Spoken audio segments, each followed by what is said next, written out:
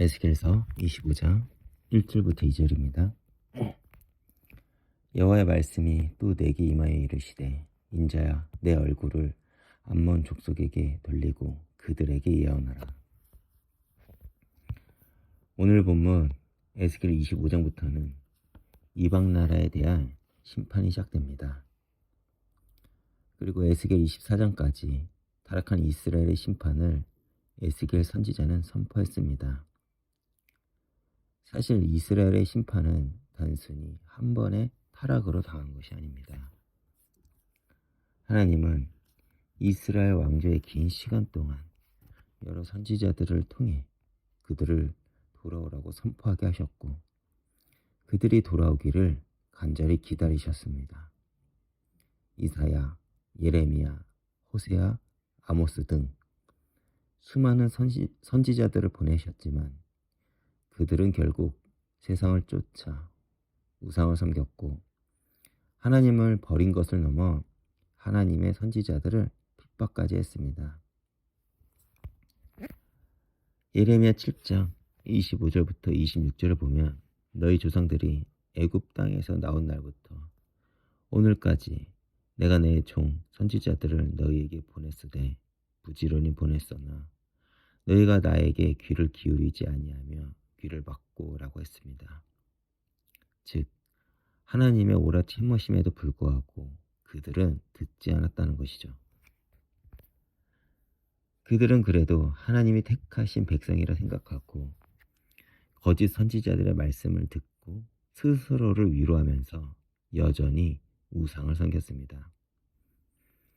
그리고 예언대로 이스라엘은 하나님이 도구로 사용하신 바벨론을 통해 멸망을 당했습니다. 이제 그들에게 닥친 현실은 절망이고 좌절일 것입니다. 그래서 그들은 하나님이 자신들을 버렸다고 생각한 것입니다. 그때 하나님은 그들에게 예레미야처럼 이방 나라의 심판과 함께 예루살렘의 회복을 선포하십니다. 25장부터 32장까지는 이방 나라들에 대한 심판의 기록이 되어 있고 33장부터는 이스라엘의 회복이 시작됩니다.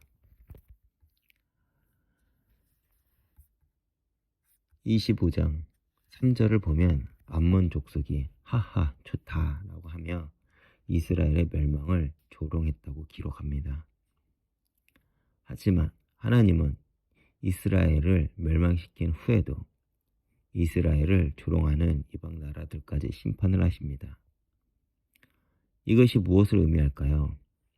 여러분, 하나님은 왜 이렇게 이스라엘을 끌고 가실까요?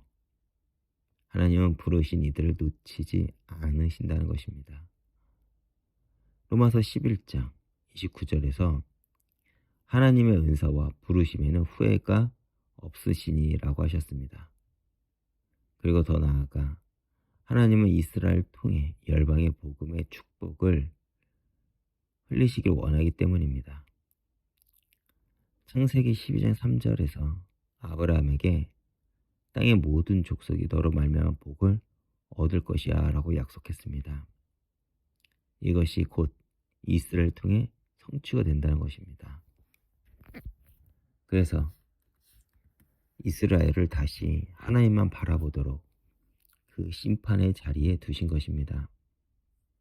신명기 30장 3절에서 내 하나님 여호와께서 마음을 돌이키시고 너를 긍휼히 여기사 내 하나님 여호와께서 너를 흩으신 그 모든 백성들 중에서 너를 돌이켜 모으실 것이라고 약속했습니다. 그리고 이스라엘이 하나님만을 바라보는 그때 누구도 이해하지 못할 방법으로 그대로 회복시키시고 당신의 영광을 드러내십니다. 실제로 70년 후에 고레스 왕을 통해 이스라엘을 본토록 돌아오게 하셨고 에스라와 느헤미야를 통해 성전과 성벽을 재건하게 하셨습니다. 우리도 마찬가지죠. 한국교회는 이전 세대의 눈물과 기도를 통해 많은 축복과 풍성함을 받았습니다. 그런데 이스라엘 백성들처럼 어느덧 한국교회는 빠르게 타락하고 있는 것이 현실이고 어쩌면 우리들일 수도 있습니다. 물질과 성공을 우상으로 섬기고 하나님의 말씀보다는 세상의 방법을 더 의지하고 있는 것이 오늘날 우리들의 현실이죠. 그렇다면 그 결과가 무엇일까요? 교회가 세상에 끊임없이 조롱을 받고 다음 세대는 교회를 떠나가고 있습니다. 개인으로는 고통과 고난 가운데 있을 수도 있죠. 건강 문제, 경제적 어려움, 가정의 문제 등으로 아마도 우리가 많이 힘들어할 수도 있습니다. 그러나 하나님은 지금 우리를 기다리고 계시고 우리가 온전히 하나님을 바라보는 그때가 되면 우리가 이해하지 못할 방법으로 우리를 회복시키실 것입니다. 왜 그렇죠? 하나님이 우리를 부르신 목적은 온전히 하나님의 사람으로 세워지는 것이기 때문입니다.